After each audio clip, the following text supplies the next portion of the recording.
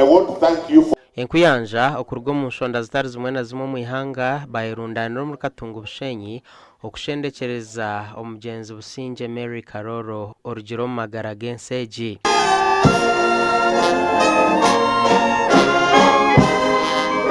nanabanyacani towikinyoba kanga ngo tukaraganya kabanga kuri havare iyo tukomoka turi mu banyacaro nanabanya kabanga nabo bazokuvara za pati z'abanyacaro batakare ati nabone bizo kuva that's good.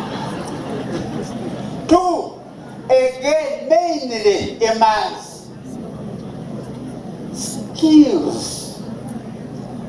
Kabana babishiro kutira munonga. Kandi tukuru mugeri ahantu kubona email yakoze tarasigire bonzuro yona. Ninda tumpera umungaro. Email afira byo mwesigwa kandi afira byo mkozi. Icyakabiri mera bari umuntu w'edini nshobora kanisa ya Musima yabasa kumuhereza ikibwa nacyo kitense cy'kwerukayo kansime. I think there's other Thomas Tayebwa wajwekera mukuru w'ihanga kuzika Mary Karoro Businge Okurutu yashoma ubutumwa bwa president kandi president yasima omugenzi Karoro ahawe emirimo y'entunguka yakorera ihangeri kandi yamusima okube manzi okuteita farahango aha buteka buryo mu ihanga icyo kumukora hero icyo cyo kibirisoto mutakatisha rero president atwese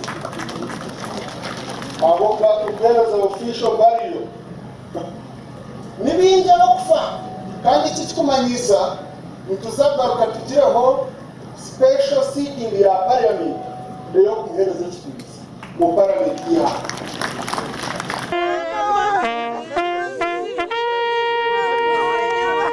omugenzi aferiro mu ihanga rya Kenya bwanyuma yo kutunga obuhuta akirukangiza ubwoko okutunga obujanjabi.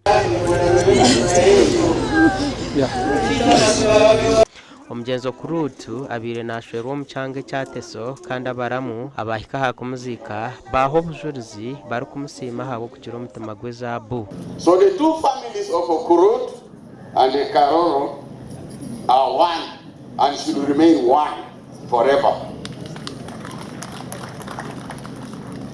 We should remain as one family. Cyo kubanza Mary atwira rwire ubu rwiro mwisi tingba pe babugana babashikambiriho akamera atwira ine problem yo kwisya ba doctor nko batugizire na report nko kugira hazo kwisyo kwe ndokwe kumuretiremu obuzibu bwonge kiresire kwa sparkinga no kugira ngo agizirika ka blood clot kazo mlanzi. Okuzika omugenzi kwayebemberwa omureberezi w'obureberezi bwa Western Kore Right Reverend Johnson Twinomujuni. 100% yitwa kugira health insurance ushange ngo omuntu uri kujwara rugabire nawe nabasa kutunga obujanjana obudeputy speaker na minister kimekana abo kuba kutukufa twena kampara abantu batureta ntugaruka kuri kuhereza jambo zebitere ati mureke situngure isi yitu twatabise murore omurukundo etarukushorora omurukundo etarukushorora mbere yakigambire wari kukanisa Besaiba ebigombe really ebigombe politics is fleeting. Ekishayi kya Bushenyi nikija kweterwa izina rya Karoro nk'akamanyiso ko kumwijuka.